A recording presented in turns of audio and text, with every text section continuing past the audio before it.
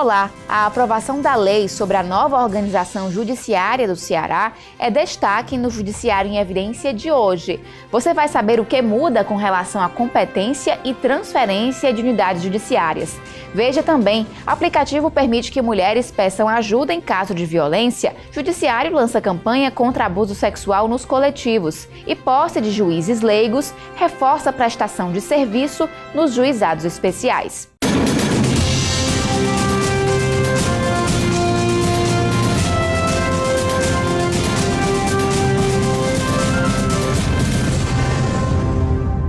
O Tribunal de Justiça do Ceará sediou o lançamento de aplicativo que possibilita a mulheres pedir socorro em casos de violência doméstica. O aplicativo de monitoramento intensivo, guarnição e acompanhamento a vítimas da violência, Amigave, foi apresentado no dia 7 de novembro durante coletiva de imprensa realizada no Pleno do TJCE. Desenvolvida pelo Governo do Estado em parceria com o Judiciário, a ferramenta agiliza a comunicação da ocorrência policial junto à CIOPS, Coordenadoria Integrada de Operações de Segurança. Para fazer uso do dispositivo, é preciso estar com medida protetiva aplicada pelo Juizado de Violência Doméstica e Familiar contra a Mulher de Fortaleza. Nós fazemos o cadastro no Juizado da Mulher, passamos para a Uniceg, que é quem faz esse trabalho, e a mulher procura a Uniceg lá e faz a instalação do equipamento, do aplicativo, e lá eles dão toda a instrução de como a mulher deve manusear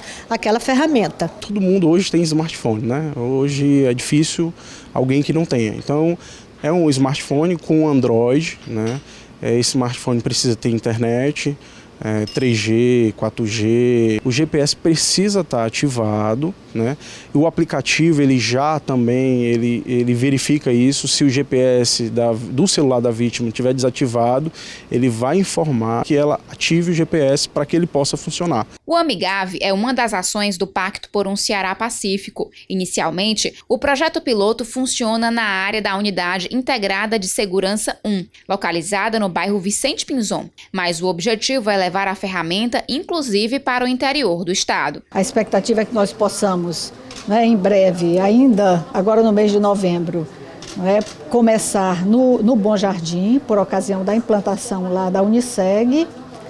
Na sequência, até o início do próximo ano, a expectativa é que nós tenhamos mais 2 áreas em Fortaleza e 2 áreas no interior do estado, sendo uma em Sobral, no interior norte, e outra em Juazeiro, no interior sul. O Poder Judiciário atua diretamente na prestação jurisdicional de atendimento a essas vítimas. Se elas chegam brevemente após o acontecimento, é óbvio que o atendimento será também breve. É isso que nós esperamos. O comandante da Unidade Integrada de Segurança 1, capitão Messias Mendes, ressaltou que a diminuição do tempo de atendimento trará mais eficácia ao trabalho da polícia. A mulher não precisa mais se identificar, ela não precisa mais dizer onde é que está, ela não precisa mais dizer qual é a natureza da agressão que ela está sofrendo, ela não precisa mais dizer as características desse agressor, porque o próprio sistema já vai estar dizendo isso para o policial. E esse policial já vai estar recebendo essa informação quase que em tempo real, concomitante. E aí ele vai produzir essa resposta com muito mais eficácia, uma vez que ele já vai estar sabendo do que se trata, o local exato onde ela está. Esta professora sofreu agressões verbais e físicas do ex-companheiro. Há 2 anos, ela tem medida protetiva e comemorou o lançamento do aplicativo. O aplicativo eu acho importante porque às vezes a gente está diante do agressor, a gente não tem reação de pegar o telefone e ligar para a polícia, Não dá tempo. E o aplicativo é rapidinho. Você está com um celular aqui na mão, já clica em cima, vai aparecer vermelho e já aparece lá a localização que você está, Líder de movimentos de defesa dos direitos das mulheres, a farmacêutica Maria da Penha participou do lançamento e destacou a importância de ações de combate à violência doméstica. Deve ser um aplicativo que vai trazer muitos benefícios para as mulheres vítimas de violência doméstica, E é importante que isso aconteça realmente. Quanto mais condições a gente tiver de ajudar a mulher vítima de violência doméstica a sair de uma situação difícil, é muito importante. Também foi lançada no TJCE campanha de combate ao abuso sexual em coletivos. A iniciativa tem o objetivo de conscientizar a sociedade sobre o crime e encorajar denúncias. A ação do Judiciário Cearense tem parceria do Governo do Estado, da Prefeitura de Fortaleza, Câmara de Vereadores, do Sindônibus e de universidades, entre outras instituições públicas e privadas. A reunião com os parceiros aconteceu no TJCE no dia 7 de novembro e contou com a participação do presidente do Tribunal de Justiça, desembargador Gleidson Pontes. Todas as causas de interesse social, o tribunal dá importância. E esse tema, ele tem levantado o Brasil afora, aliás, no mundo, né, o abuso sexual praticado dentro dos transportes coletivos. Em São Paulo, essa campanha tem sido bem divulgada, tem sido bem avaliada pela mídia e pela sociedade, e nós entendemos que seria muito importante o Tribunal de Justiça do Estado de Ceará fazer coisa semelhante. A mobilização ocorrerá nos terminais de ônibus da capital. Também haverá campanha nas redes sociais e em outdoors. Os representantes das instituições elogiaram a iniciativa do Judiciário e destacaram que a campanha contra o abuso sexual deve ser permanente. Fazer essas campanhas ajudam no processo de conscientização, de sensibilização, esclarecimento e reforço de que o assédio é crime, porque muitas vezes a dificuldade de se enfrentar é que a nossa cultura machista naturaliza tanto o assédio que o trata como algo normal. Ceará Pacífico para as mulheres também é isso, também é o combate, também é a prevenção, também é o enfrentamento à violência contra nós mulheres. A gente vai estar entrando com os órgãos, todos os órgãos necessários para que a gente possa enfrentar isso junto, inclusive o nosso próprio Metrofor, os outros sindicatos de ônibus, para que a gente tenha acesso à rede metropolitana, o interior também, para a gente ver quando a gente consegue romper esses crimes. No próximo bloco, a gente fala sobre o novo Código de Organização Judiciária do Estado. Magistrados e servidores aposentados do Poder Judiciário cearense devem realizar recadastramento obrigatório até o próximo dia 24 de novembro.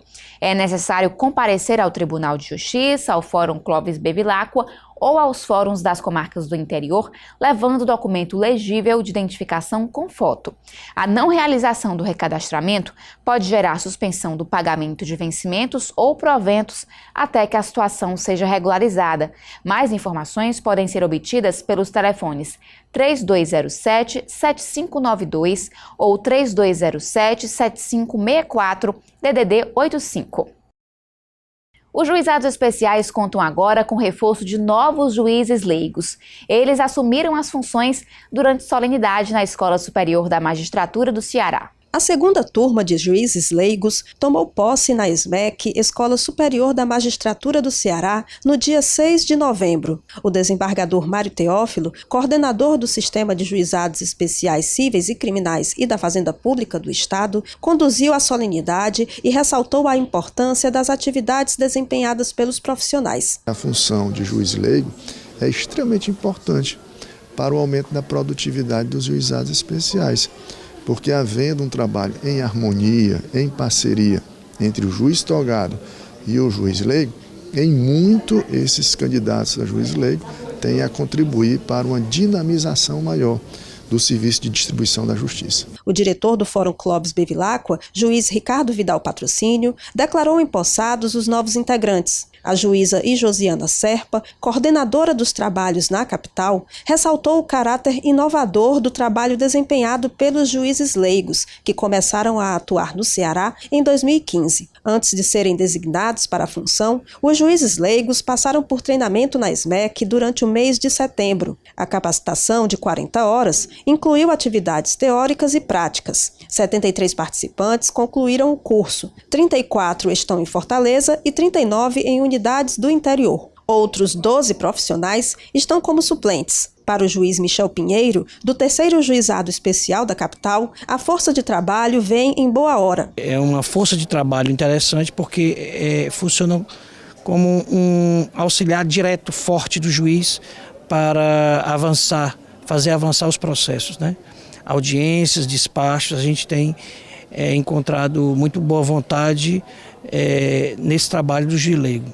A função não é remunerada e pode ser exercida pelo período de 2 anos, admitida uma recondução. Para assumir o cargo, é necessário preencher requisitos como possuir inscrição definitiva na OAB, ter mais de 2 anos de experiência e não responder a processo penal. Também não pode ser servidor do Poder Judiciário. No período em que estiver atuando, fica impedido de exercer a advocacia perante os juizados especiais. O juiz leigo tem competência para presidir audiências, colher provas e elaborar minuta de sentença que será submetida ao juiz responsável pela unidade judiciária para homologação. Para os juízes leigos recém-empossados, a experiência será uma oportunidade de crescimento profissional. Participar como juiz leigo vai ser uma escola.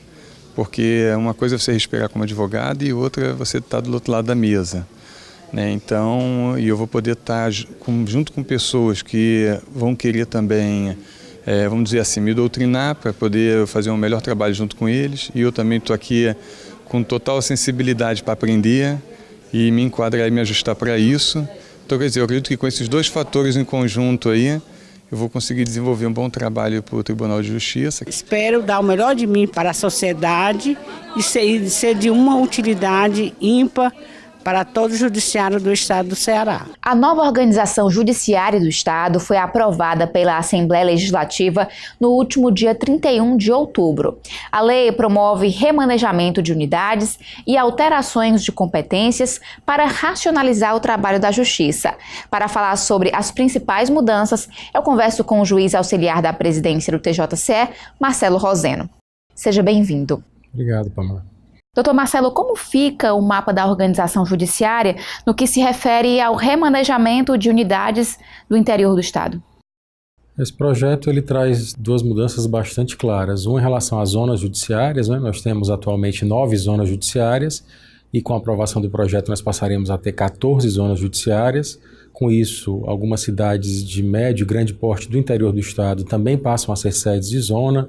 É o caso de Baturité, Camusim, Aracati, Itapipoca, Canindé, Tauá. E quando uma unidade passa a ser sede de uma zona judiciária, nós temos para lá convergindo uma atenção maior do tribunal a partir da atuação de juízes auxiliares que estarão atendendo aquelas regiões. O que nós estamos fazendo em relação ao mapa da organização judiciária é seguir o mapa da regionalização, do zoneamento que o Estado já vinha seguindo em relação aos seus órgãos do Poder Executivo e também do Poder Legislativo. O outro grande eixo é em relação à transferência de unidades. Nós estamos trabalhando com a perspectiva de agregar, né, algumas unidades subdemandadas que passam a ser atendidas por comarcas próximas, pela unidade judiciária de uma comarca mais próxima. E a partir dessa transferência de unidades subdemandadas, nós poderemos então instalar novas unidades naqueles pontos de estrangulamento, naquelas comarcas maiores. Originalmente o projeto propunha a transferência de 17 unidades subdemandadas para dar origem a outras 17 unidades. A partir de emendas que a Assembleia aprovou, nós teremos agora a transferência de 12 unidades e a criação de 19 unidades. E as comarcas vinculadas serão mantidas? Sim, o projeto ele prevê a manutenção das comarcas vinculadas, né? Nós tínhamos 35 comarcas vinculadas, o projeto propunha a emancipação ou a elevação de uma comarca, que era a comarca de Ocara, e além dessa mudança com a criação de uma unidade judiciária em Ocara, nós temos outras 11 unidades que passam, portanto, a estar agregadas a comarcas próximas e ficam na condição de comarcas vinculadas. O grande propósito era o de dar a essas unidades com baixa demanda, com a demanda processual muito aquém da média, uma estrutura que fosse compatível com essa demanda. O projeto então propõe para essas unidades que têm apresentado uma média de casos novos muito baixa, a manutenção de uma estrutura de atendimento compatível com a comarca vinculada, sendo atendidas pelo juiz da comarca mais próxima. Além desse regime de atendimento que está mantido nas comarcas vinculadas, há a garantia no projeto de que se houver qualquer reunião de acervos, porque o projeto previu essa possibilidade de que os acervos tramitassem na comarca sede, ainda assim todos os atos que exijam o comparecimento das partes em juízo, como as audiências, como a expedição de certidões, o protocolo de petições, todos os serviços que hoje são prestados nas comarcas vinculadas, eles continuam sendo prestados lá, ou seja, não haverá nenhum tipo de necessidade de deslocamento do cidadão para a comarca sede para praticar nenhum ato. Uma outra emenda que foi aprovada, que nos parece bastante importante, que é a previsão de que até 2020 todos os processos, todos os casos novos que ingressarem na Justiça Estadual ingressarão virtualizados, ou seja, nós já teremos o processo eletrônico para todos os casos novos, 100% do Estado coberto até 2020. Haverá extinção de unidades judiciárias? Esse nunca foi o propósito do tribunal, de negar a jurisdição ou de negar o acesso à jurisdição. A perspectiva do Tribunal de Justiça sempre foi a de ampliar o acesso, a de melhorar o atendimento à população. Não haveria nenhum sentido em que o tribunal encaminhasse à Assembleia um projeto que viesse a restringir o acesso à justiça. Na verdade, não há extinção de comarcas. Nós trabalhamos com a perspectiva de que todos os municípios do Estado serão comarcas. Aqueles que não forem comarcas sedes serão comarcas vinculadas, ou seja, serão unidades atendidas por comarcas mais próximas, por uma estrutura de uma comarca mais próxima, com o deslocamento do juiz, com o deslocamento do membro do Ministério Público, do defensor público, ou seja, toda a estrutura do Estado que está presente na comarca sede atenderá na comarca vinculada da mesma forma como acontece hoje. O que nós propusemos através dessa iniciativa foi cumprir uma determinação do CNJ de distribuir a nossa estrutura de modo mais racional, de modo mais funcional. Não adiantava que o tribunal mantivesse uma estrutura complexa como é do tribunal, né, formada por servidores, magistrados, recursos materiais, recursos humanos, em determinados municípios que têm apresentado uma demanda muito baixa. Em contrapartida, nós temos um desequilíbrio, porque temos em outras comarcas e outros municípios uma demanda muito alta. Doutor Marcelo, como essas mudanças vão impactar no acesso da população aos serviços da Justiça? A expectativa que nós temos é de que haja um reforço de estrutura naqueles pontos do Estado onde há maior demanda e onde há, portanto, maior congestionamento. Nós esperamos com isso um ganho de produtividade nesses locais em que tem havido uma maior demanda e dar a esses locais que têm menos demanda, onde há um ingresso menor de casos novos, uma estrutura que seja compatível também para que eles consigam ter respostas num prazo ágil. Todas as reformas que têm sido pensadas durante essa gestão do desembargador Gleidson Pontes, elas têm buscado como primeiro ponto priorizar o primeiro grau, quer dizer, priorizar aonde há a maior demanda, porque comparativamente entre o primeiro e o segundo grau, a grande demanda de casos novos está no primeiro grau, e por isso houve uma reforma administrativa no início da gestão, essa reforma administrativa que ampliou o número de cargos no primeiro grau, com o reforço da estrutura de assistentes nomeados para prestar serviços nas unidades de primeiro grau. Esses assistentes já têm trazido um ganho de produtividade, os índices têm sido aferidos pela Secretaria de Planejamento do Tribunal. E nesse segundo grande passo da gestão, que é a reforma da estrutura judiciária, o que nós esperamos também é isso, é contabilizar um ganho de eficiência, um ganho de racionalidade. A gente faz um breve intervalo e daqui a pouco volta a falar sobre a nova organização judiciária do Estado.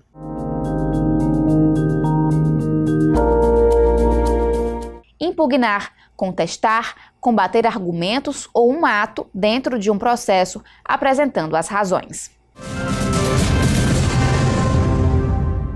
Estamos de volta para falar sobre a aprovação da nova organização judiciária do Estado. Nosso entrevistado é o juiz auxiliar da presidência do TJCE, Marcelo Roseno. Doutor Marcelo, o que muda com relação à redefinição de competências dos juizados especiais de Fortaleza? O projeto ele previa a cisão de competências. Nós passaríamos a ter juizados exclusivamente cíveis, seriam 22, e 2 unidades exclusivamente criminais.